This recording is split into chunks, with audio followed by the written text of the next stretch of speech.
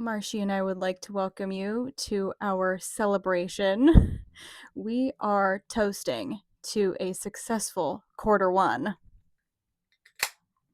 Cheers. My first 3 months here on YouTube complete, and I am so pleased to tell you that I am right on track to hitting my goal of getting monetized by the end of 2025.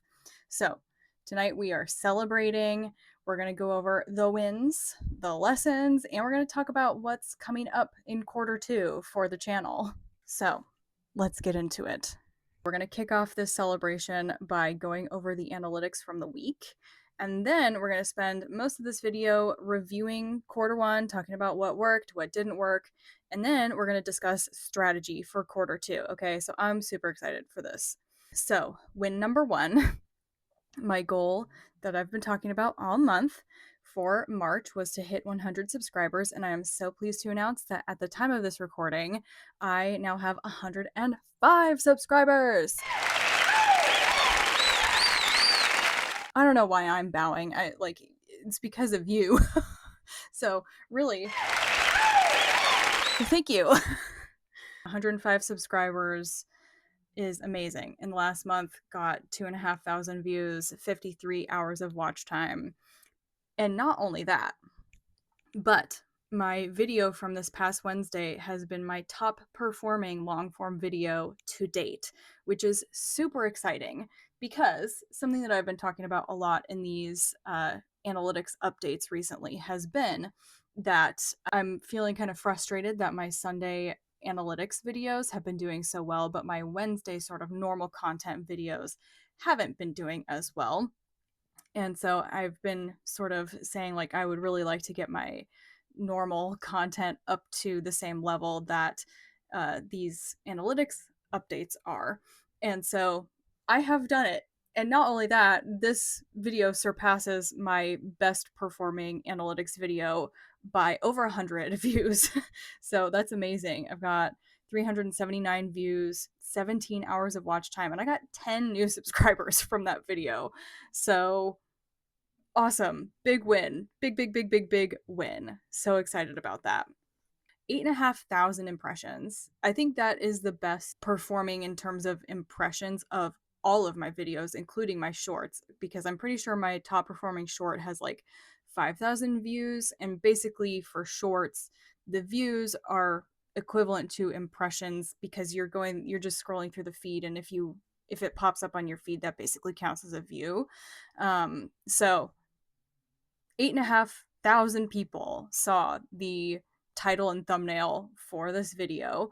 2.8% people clicked. I'm decently pleased with that impressions click-through rate. This number has been steadily going up over time as I've been getting better and better at this.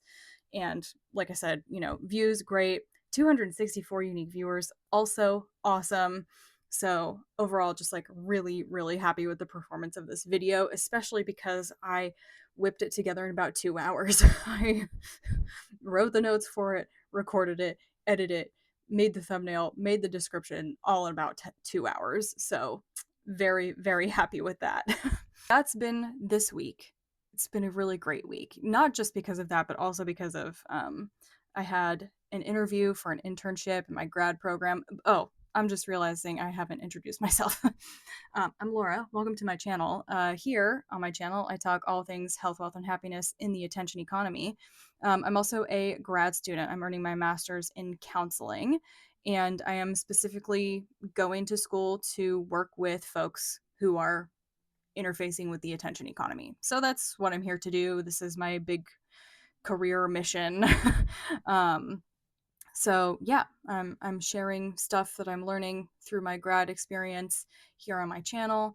And hopefully my experience here on YouTube will also help me in my grad program and make me a better future counselor. So if any of that grabs you, go ahead and hit subscribe if you want, or stick around for the video and then decide at the end of this video. So, okay. With all that stuff out of the way, let's get into the main event for this video, which is my Q1 review and Q2 plans. Welcome to my quarter 1 review, the first 3 months of me making long form content here on YouTube. I am so excited to share my progress with you. So, we're going to start by talking about the 2025 goal, which is to get this channel monetized. What exactly does monetization require? To get my channel monetized, which is to say, to get YouTube as the platform to pay me through AdSense, I need 1,000 subscribers and 4,000 public watch hours. I have been focusing on the subscriber count thus far because I'm sort of assuming that if I focus on gathering viewers, then the watch hours will take care of themselves. But you'll see that I am going to be kind of changing my positioning on that going into Q2. But for now, let's talk about my quarterly milestones. So for Q1, my goal was to reach 100 subscribers, which I have done. Q2, my goal is to reach 300 total subscribers, adding 200 subscribers to what I have right now. Q3, adding 300 more, taking me to 600. Q4, adding 400 more, taking me to 1,000. Now, you may notice that I have designed my quarterly milestones to sort of build on each other. I have not made it so that I'm trying to get 250 for each quarter. And the reason for this is partially because I think that this is sort of the way that the internet works. You kind of get this like snowball effect, but also because the person that is going to go from 0 to 100 is not the same person that needs to go from 100 to 300. Like basically like going from 0 to 250 is a bigger jump than going from 0 to 100 and then building on that, doubling that, and then building on that. So I've made these milestones incremental in that way to account for the fact that there's a learning curve, right? I have to do like personal inner work on myself and my willingness to be seen by strangers on the internet. So that's why that is. So, did I reach my Q1 milestone? Drumroll, please. Yes. Please subscribe. You can be one of the first people to help me get to my Q2 milestone, the one that I'm aiming to get by the end of June, which is 300. So, yeah, subscribe if you want. Okay. So, reflections from quarter 1. Let's talk about it. We're going to start with what am I proud of? And I like to start with going over the wins because our brains are really good at finding deficits, right? Like the human mind has a negativity bias, and that is our brains working as designed. Okay. That negativity bias keeps our species alive.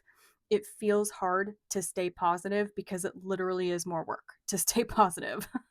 So here I am putting in the intentional energy to be positive and look for the bright spots. In this case, it's actually not hard, but what I'm proud of this quarter. Number 1, I posted every single week since I started. I have not missed a week. I have missed 2 videos, but because my posting schedule has been twice a week, that still means that I have been consistently posting every week. And the fact that I've only missed 2 videos for an entire quarter, like, I'm pretty happy with that. Especially because I'm new, especially because I'm in grad school and I work. Like, yeah, I am really, really proud with the consistency that I've had here on this channel, which is good because I talk a lot about consistency on my channel. I'm proud of my skills improving. My skills of, oh my God, cat.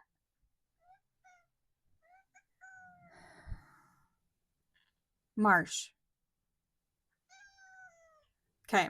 I'm proud that my skills are improving. My skills of making thumbnails, of making clickable titles, of making a description that has SEO stuff in it, which some of my other reviews I've gone over how like that actually has been helping because I can see search terms and yeah, there's one term in particular that seems to be the most popular, which we'll go over at a later date, not on this one. Um, but yeah, and adding more structure to my videos. Here I am making this whole slideshow. So my skills are continuously improving, and I'm really happy with that.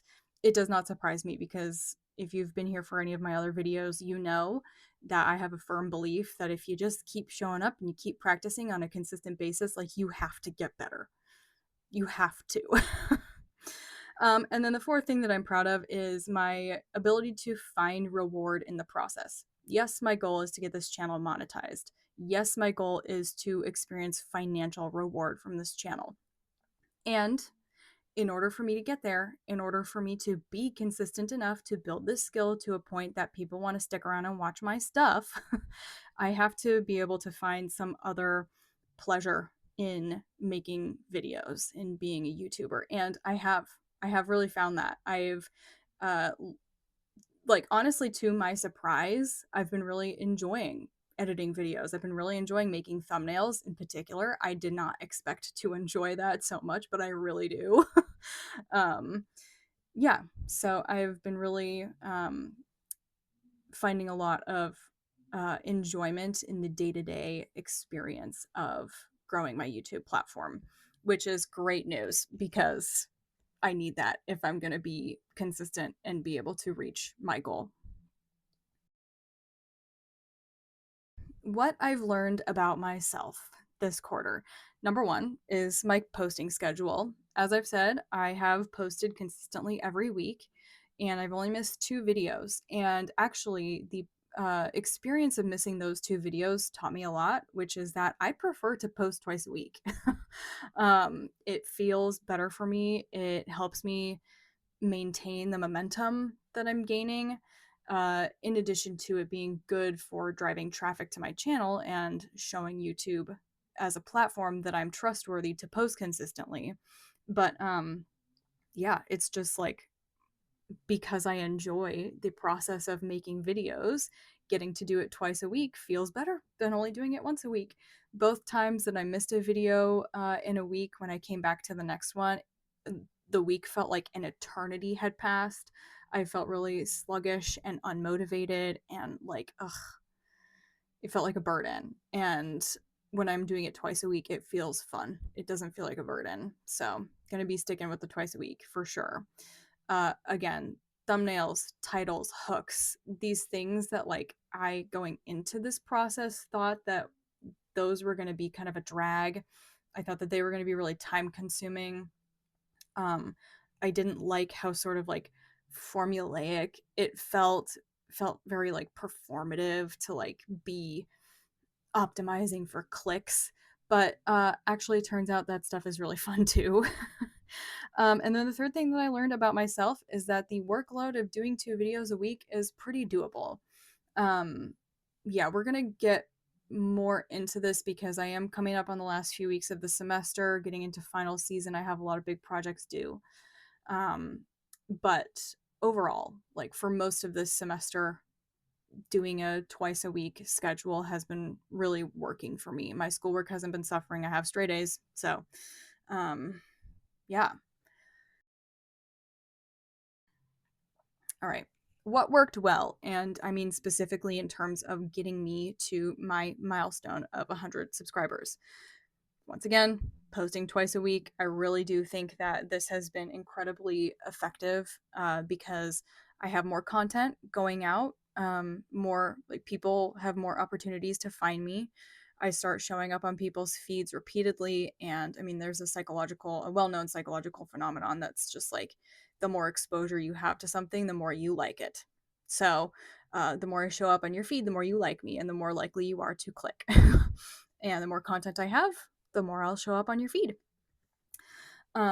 Doing my weekly stats updates, what I'm doing today, has also been incredibly helpful. Not only because those videos have been really popular and have driven a lot of traffic to my channel, but they keep me in touch with the numbers, which, as a creative, artsy type, I majored in art and minored in English. I do not identify as a numbers person.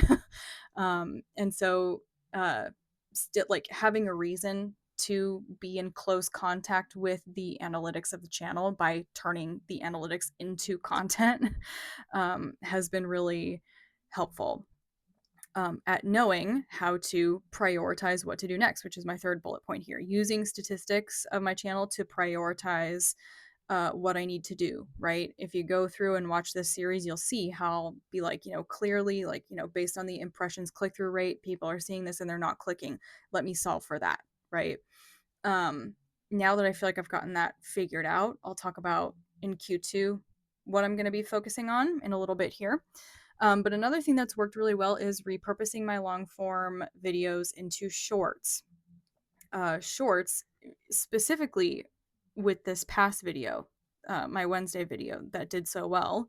I clipped 3 shorts out of that video, and I think that those shorts drove a lot of traffic to the longer video, which is exactly what I wanted it to do. So really, really pleased with that. Definitely going to keep leaning into that, especially because that also is a process that has been easier than I expected. Those 3 shorts that I posted this week, I didn't put anything in the description at all. um, and yet somehow those videos found their way to the right people. I earned some followers from some of those videos as well. So, um, yeah, I mean, I can do it in YouTube. It takes me 5 minutes to do, especially because I'm not putting anything in the description. And yeah, seems pretty good bang for my buck, bang for my time. Another thing that worked well was focusing on my process more than the numbers, which, isn't to say I'm not looking at the numbers. I clearly am, but I have been prioritizing making things fun and easy for myself, right? Talked about this in my Wednesday video that I didn't have the energy to do a whole slideshow like this, which I wanted to do for the original idea that I had for this past week. So I pivoted and I made it easy. So I focused on the process, found a way to make it easy so that I could still show up. And wouldn't you know it, doesn't it always work out that way? That the thing that you regard as a bit of a throwaway is the thing that takes off, right? And then last but not least, I've got doing more than I consume, which is to say specifically learning through doing as opposed to learning through consuming a bunch of videos and reading a bunch of articles about how to get my channel to pop off, right? I'll watch a couple, but I'm really, really careful not to like fall down the rabbit hole of watching all and like binging all of these videos about how to optimize my YouTube channel.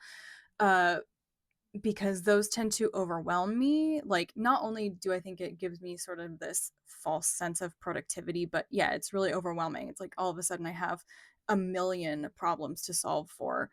And that was part of the problem around the video that I missed 2 weeks ago. That I had done that. I felt too overwhelmed. I had too many things to optimize for. And so I said, I can't do it. So yeah, getting better through practice, not getting better through like book learning. This is also a lesson I'm learning in school. All right, so now what didn't work well in Q1? Unstructured rambles. This seems like a no brainer, but definitely the videos that perform the best are the ones where I take the time to either, you know, present my numbers to you in my analytics updates and make it basically a slideshow like this, or at the very least have bullet points that I'm following along with so that there's like some logic to the video. I think without having that structure of an outline, it's just way too easy for me to get off on tangents that nobody cares about, right? So yeah, unstructured rambles didn't work. Ignoring the hook didn't work. Okay. I think that is another reason why Wednesday's video did so well, was because I actually put in some effort to make a hook so that, people like the thumbnail, they like the title, they click, they come in and they get the hook and they stick around, and then YouTube says, okay, let me send this out to more people, and it snowballs. So ignoring the hook uh, didn't work. um, Having no niche / posting anything I want also didn't work. This comes as no surprise to me, honestly. But yeah, if you go back and you look at my earliest long form videos, I had one on fitness, I had one on paying for grad school, I had some unstructured rambles, and those videos did not perform very well. Yeah, the way that I decided on my niche, so this was my niche already back when I was doing shorts over the summer. I had a series of shorts that I did daily, and was speaking to artists, people in the attention economy. And yeah, I decided when I wanted to come back and start doing long form that I would just sort of like throw spaghetti at the wall and see what sticks, see what kind of content I enjoy making. But I had this like cosmic download over the summer, and it came back again like with this, which is to not waste time on things that I don't want to be known for. And I want to be known as the counselor who works with people who are interacting with fame, you know, people who have a following for whatever reason, whether they're artists, whether they're like performers, whether they're politicians, influencers, professional athletes. If you're somebody who has a lot of eyes on you, you experience some really unique career and mental health challenges, and that's the person I want to work with. So, and that's what I want to be known for. So I said, okay, we're coming back to that niche. And wouldn't you know it, this content has done better than my random fitness and stuff.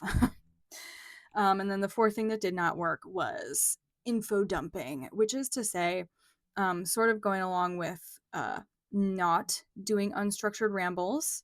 Trying to fit too much information into a video does not uh, result in great results. I watched an interview.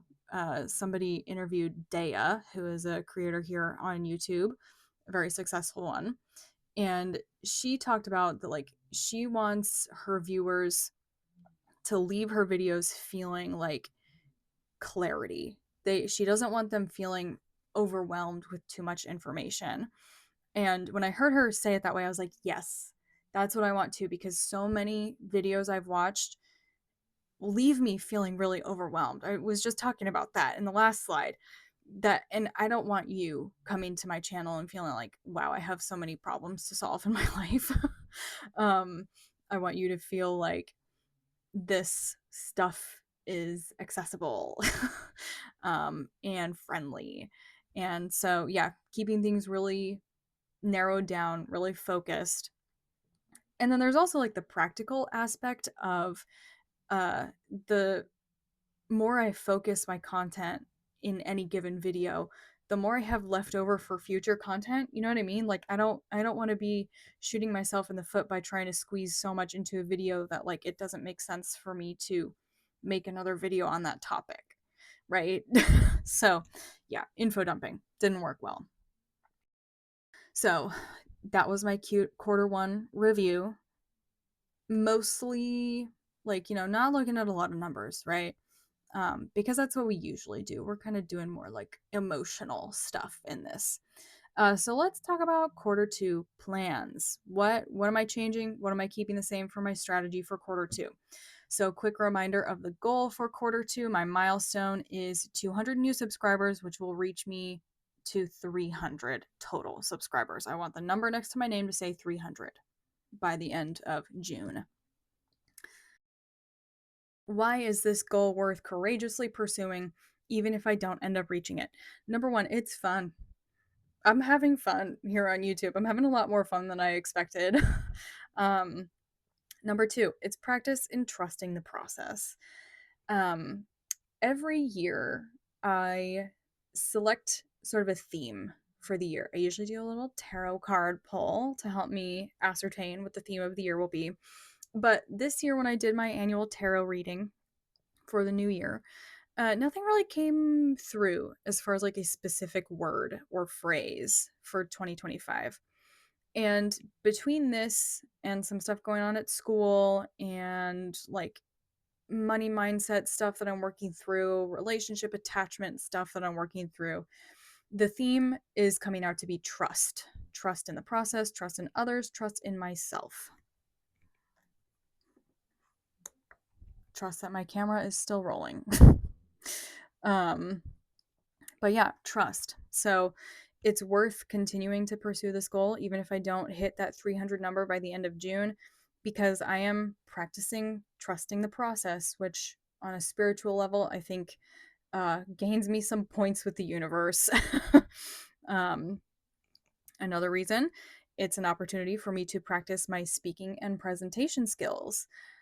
Even if I decide not to continue with this YouTube channel after my years long, my 1 year challenge is up at the end of 2025, I do see public speaking as part of my long-term career structure.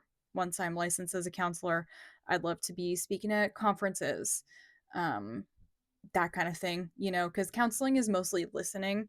But in case you didn't know, I am a yapper, and so I need that outlet. I'm great at listening, but I'm also good at talking, and I want to get even better at it. And what better way than to practice talking to a camera twice a week? So that's another reason why this goal is worth pursuing. Another one is building my confidence. This sort of goes back to the trust piece, in that the process of building up trust in myself, I think, automatically builds self confidence, right? Making promises to yourself and keeping them signals to your brain that you are trustworthy to yourself.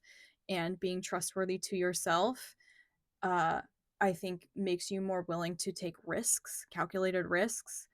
It gets you more in touch with your value and what you have to offer yourself and others. And yeah, just good for self esteem. And then finally, curiosity. Like, this quarter has been some ups and downs, but I did reach my goal, right? And I want to see if I can do it again. I'm just curious. I just want to see what happens. I want to see, like, not only if I can reach these goals, but I also want to see what kind of growth I will have as a person by going through this process. So, what do I need to do in order to reach 300 subscribers by the end of June? I'm going to continue posting twice a week. But this time, this quarter, I want to really focus on viewer retention. So, this is sort of what I was alluding to before, which was that for Q1, I was really focusing on getting the click. Now that I think I've gotten a pretty, like, I'm getting better and better at getting the click, now I want people to stay, because my viewer retention rate has been pretty bad. um, and so, yeah, I want people to click on my content, and then I want them to watch it. So, what I'm going to do for this is continue paying attention, putting effort into making really good hooks. I'm going to keep giving structure to my videos, and I'm going to keep focusing on that feeling of getting people to feel like you can exhale after watching my video. I want you to be like, yeah, I feel better. I don't want you leaving overwhelmed. I want you feeling less overwhelmed after you watch a video of mine. I'm going to keep doing shorts. I'm going to keep clipping my Wednesday videos into shorts to drive traffic to those videos. And then the last point here is a little bit interesting, and I would love your feedback on it, especially if you're somebody who's still at this point in the video. I am considering creating some kind of paid offer. I want to reach that 1,000 subscriber count, the 4,000 watch hours, to get myself monetized in that YouTube as the platform pays me for being here. But, I mean, I could consider my platform monetized if I had something to sell you, right? But I have a question mark here, primarily because I don't know what I would want to offer. And I really want to be careful and mindful about what a paid offer would be, mainly because I am in a counseling program, right? Like, I have my reputation as a future counselor to think about. So, the obvious option kind of seems like coaching, but I do think that there would be a conflict of interest there if I tried to offer coaching services while I'm in school to become a therapist. You know what I mean? So I'm thinking coaching is probably off the table, but I'm not sure what else to offer instead. Maybe, like, I don't know, an ebook. I don't know. If you have ideas, let me know in the comments. Um, or if you're not interested in that, also let me know that in the comments. So, oh, actually, now would be a great time to tell you I do have a Ko-Fi thing. It's in the description of this video. So if you want to throw a couple bucks my way and help me pay for grad school, that would be awesome. But that's the only way that you can give me money right now. So consider it. Think about it. If you can't afford that, then at least subscribe if you're still here, right? We're half an hour into this. Okay. So to wrap this up, here is encouragement that I would give a friend who is on this journey. Number one, be a regular, right? Keep showing up, be a familiar face, become somebody that people recognize, right? Even if, like, for the people who don't click on my videos, I want to at least keep popping up on their feed, because then eventually they're going to click and maybe they'll like what I see and they'll subscribe and they'll follow and they'll be my friend. Number two, slow is smooth, smooth is fast. I talked about this in one of my recent updates, but I'm not interested in overnight fame, overnight success, right? And this kind of goes back to a bigger philosophy that I have about life, which is what's the hurry, right? Like, and this is informed by playing The Sims 4 for years. If you've ever played The Sims, you know that there are plenty of ways to cheat, to like cheat goals, to like skip steps to get to goals. And sometimes that's useful if you want to sort of start a story with a character partway through, right? Um, but a lot of the times, personally, I think the game is a lot more fun if you play it the slow way, right? Um, Additionally, I have this philosophy of I pick my goals based on the journey that I want to have. I do not like go through a journey that I hate in order to get to some like arbitrary goal. You know, let's say all of your friends are going to Las Vegas and you want to go to Las Vegas because everybody else is going to Las Vegas, but you hate driving in the desert. You hate that like miles upon miles of barren wasteland. I would suggest going to Tahoe instead. You know, it's similar enough, right? Like you get to have the like Nevada casino experience, but it is going to perhaps be a much more pleasant journey there for you if you're going through the mountains and you're going and you're visiting Lake Tahoe instead of driving through the desert to get to Vegas, right?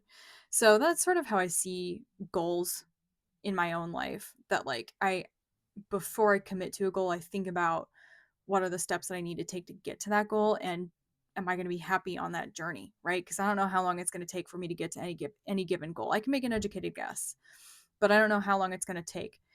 Will I still enjoy myself if it ends up taking longer than expected? Will I still enjoy myself if I have to take a detour? Will I still enjoy myself if like the unexpected happens and I get slowed down, right?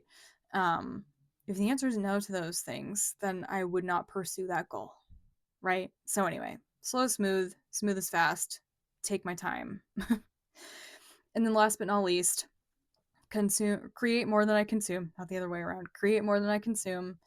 Um, this is a goal or like a resolution that I set for myself for 2025.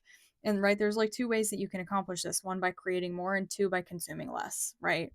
I've been doing a good job at consuming less, and I've been doing a great job at creating more, and I feel amazing. I feel amazing. For both pieces, like both of those things contribute to a different part of why I feel amazing. Like creating more, I mean, creativity is probably my number one value in life. And so creating more means that I'm living into my personal values, and consuming less means that I'm less in touch with the horrors. And you may feel that that is unethical of me, and that is where we can disagree, and that's okay. You wouldn't say that a baby was unethical because a baby can't read the news. Okay, I'm just saying. Number one. Number two, like it's a matter of consent. Anyway, different topic for a different time. Point is, creating more than I consume because it feels better. And it also goes back to a point earlier that I talked about, that I learn most effectively by just doing the damn thing, not by watching a bunch of YouTube videos and reading a bunch of articles about how to optimize my SEO, right? So, there you have it. I've been yapping a long time. Thank you so much for going on this ride with me. I really appreciate you contributing to this super exciting milestone.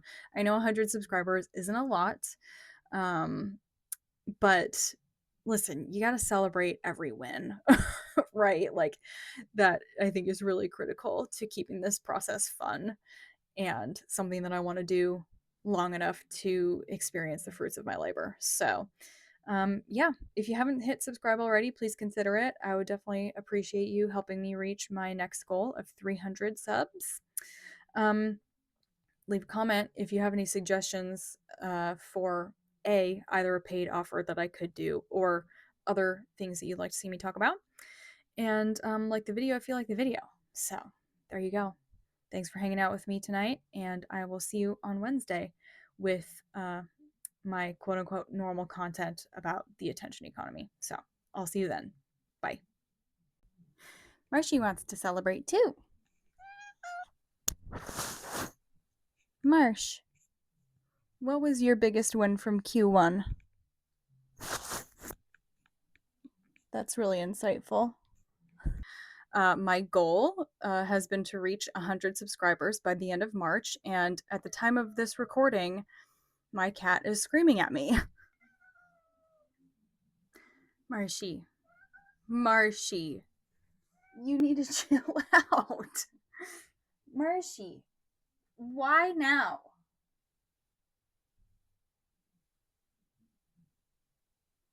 Okay, come here. Come on. You gotta stop screaming. Do you want to get on my lap or not? Marsh. Marshy. Yes, come here. Okay, there we go. Oh my god.